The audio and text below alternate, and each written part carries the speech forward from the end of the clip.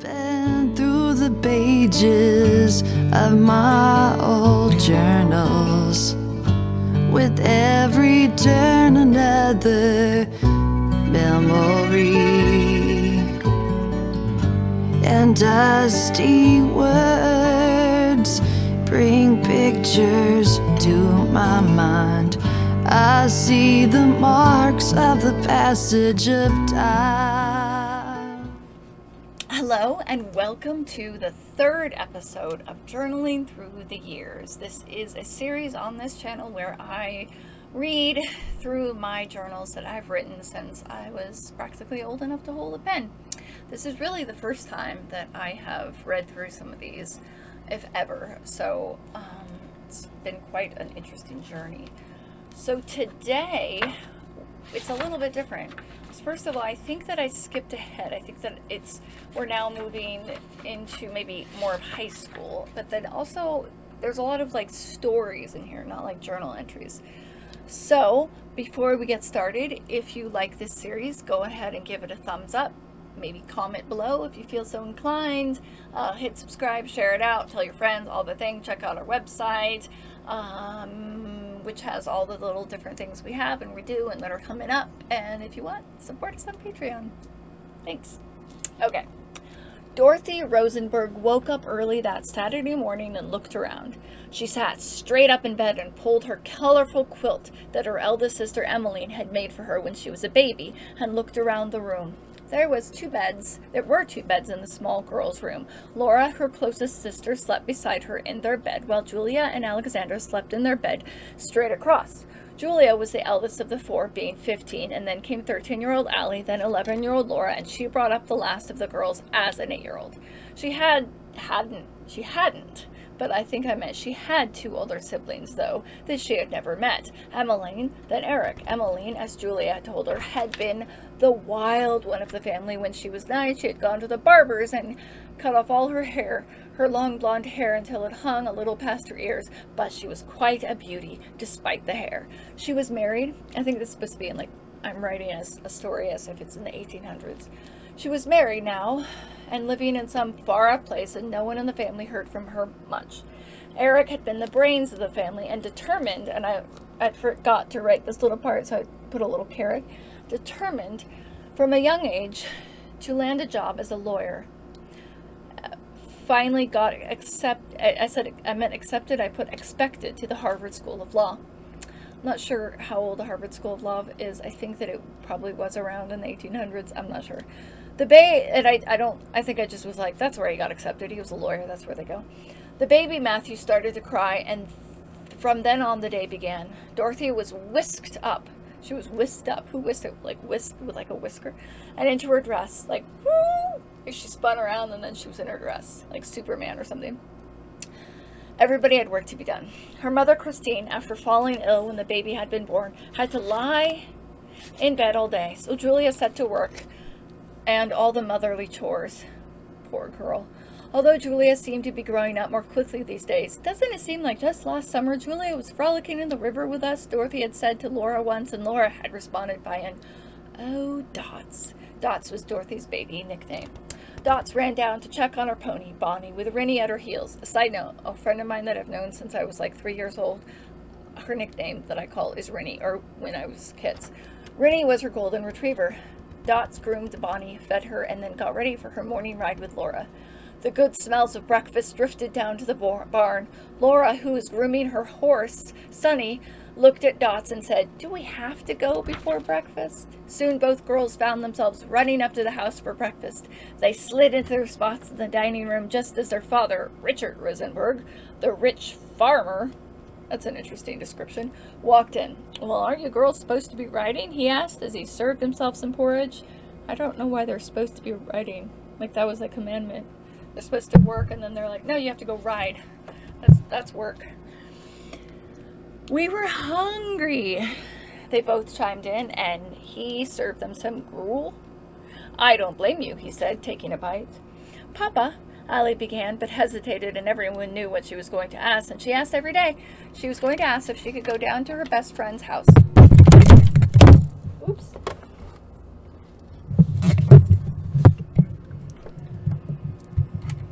Sorry about that. And we're back.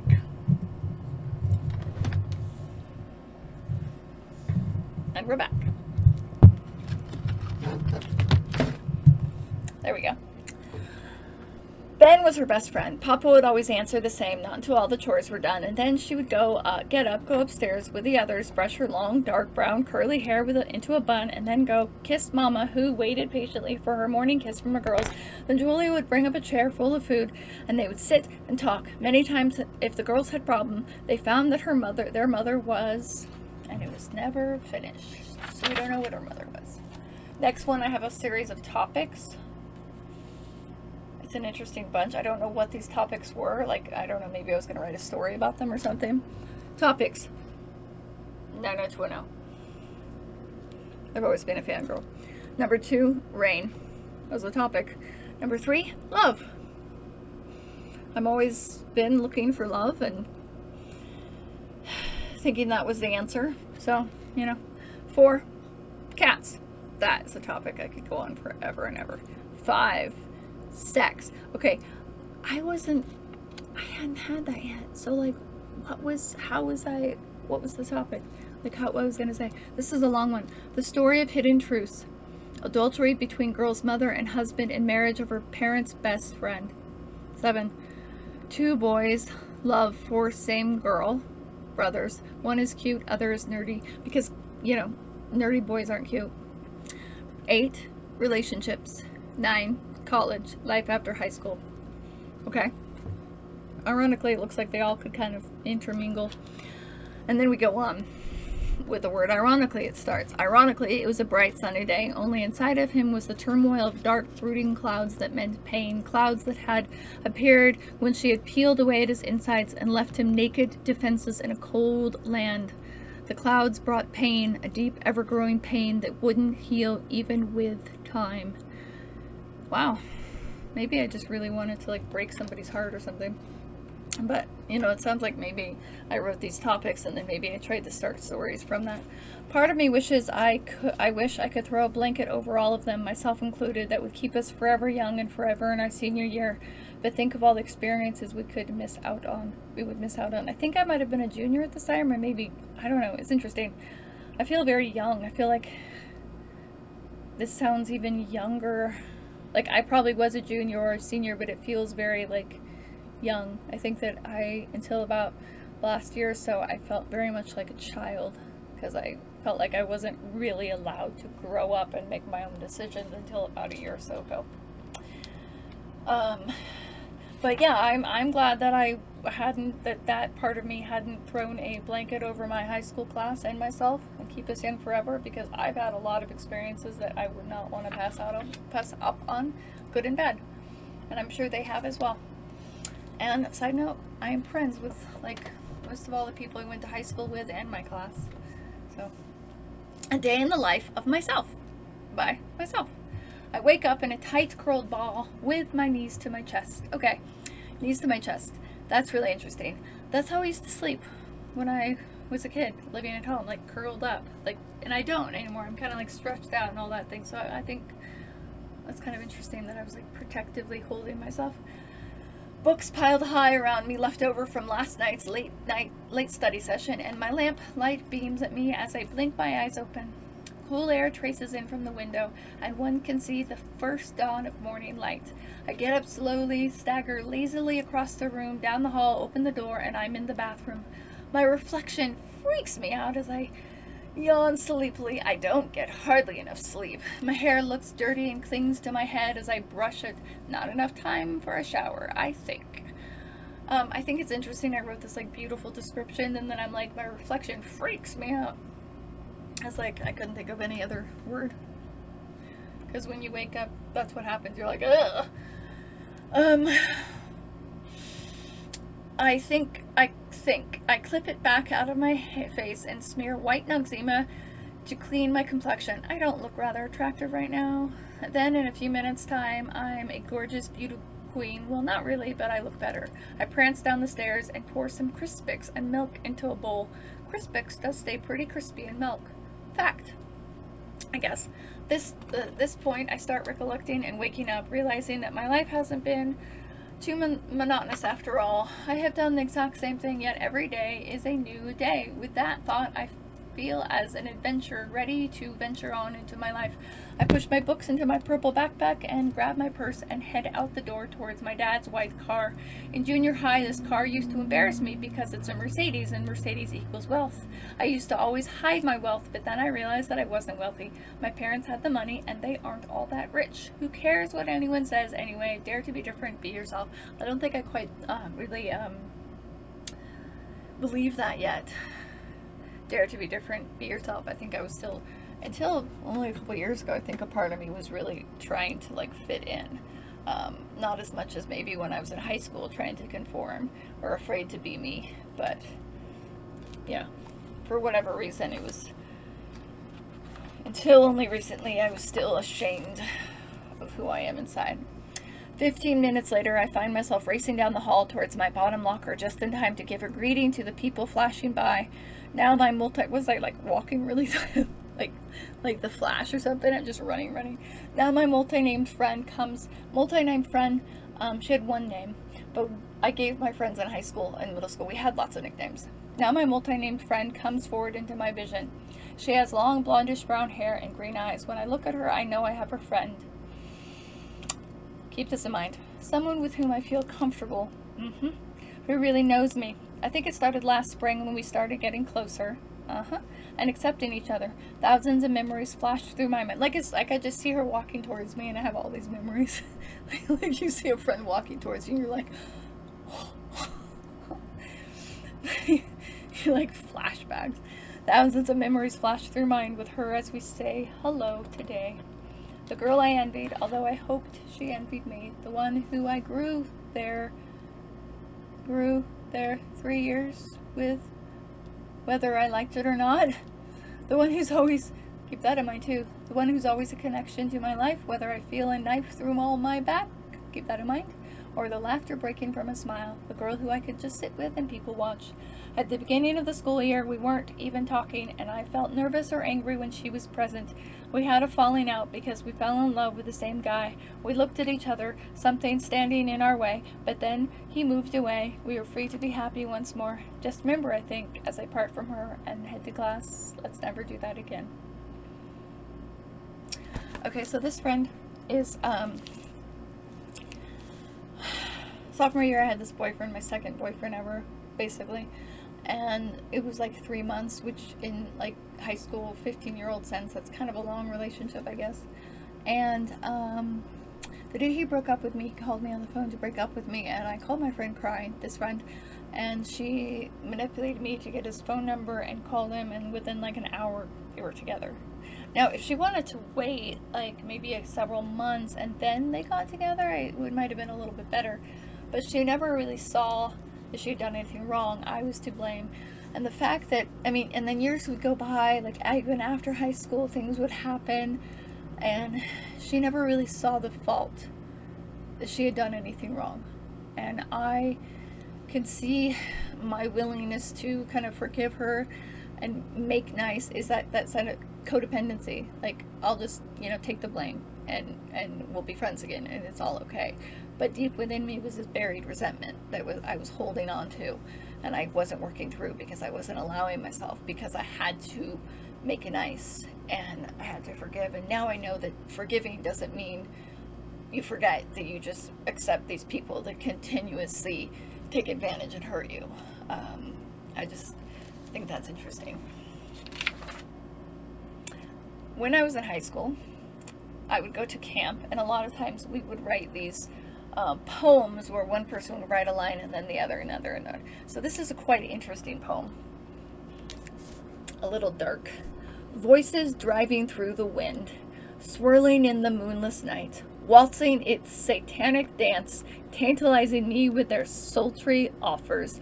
For no one knows but me. Only I love sexuality. Okay. The subject was taboo. Don't cry 'cause it's over. Smile 'cause it happened. Okay. We didn't I don't think we really understand what a satanic dance was, or sultry offers, or even, like, only I love sexuality. We're just trying to be, you know, risque. The next, I believe it's a bunch of camp friends. I'm at a camp, their addresses. The day was dark and dismal, with the aroma of forgotten promises in the air. Friends passed each other unknowingly. Every happy memory of friendship seemed to have been erased from their minds.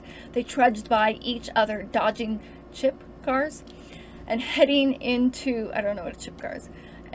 This is some story. And heading into the underground land submarine. Subway? I don't know. And then to continue on to their work sites. Dan, fun fact, guy I had a crush on in high school was named Dan.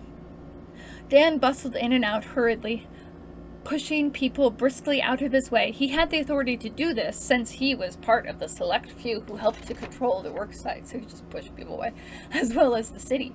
He stepped into the flashing electric incline and let him carry him down to the underground. Just as he reached the bottom and stepped off the incline, he was stopped cold in his tracks, and an awkward feeling crept over him.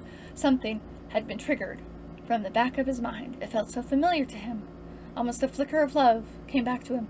He turned to the left, slowly, and there she sat in front of him, just a girl sitting there, and he was like, whoa.